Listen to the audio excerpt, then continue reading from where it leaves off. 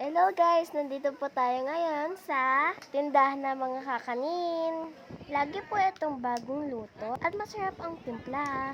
Madami po kayong pagpipilian sa kanilang mga tindang kakanin. Lagi din pong sold out araw-araw. Dahil syempre, hindi lang po pang okasyon. Ang mga puto at kunsinta, sabati at suman, bibingka, kalamay, empanada nila. Dahil affordable po ito, pwede po itong pang araw-araw, pang almusal, pang baon, pang merienda at pang handa.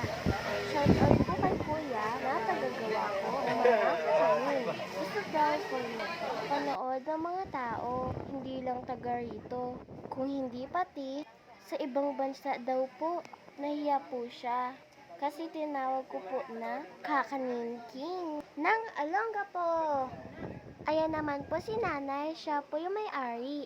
Itong ginagawa po niya ngayon ay bibingka kakanin. Pakinggan niyo po yung sasabihin ni Kuya. Kita nga ako doon sa ibang bansa. O diba, masaya na po siya na makita niyo po ang ginagawa niya. Ngiti. Kasama niyo po ang bestseller ni Kuya yan. Pakinggan niyo po ulit siya. Ay siya, iniwan ko na po si Kuya. Thanks for watching. Please don't skip the ads.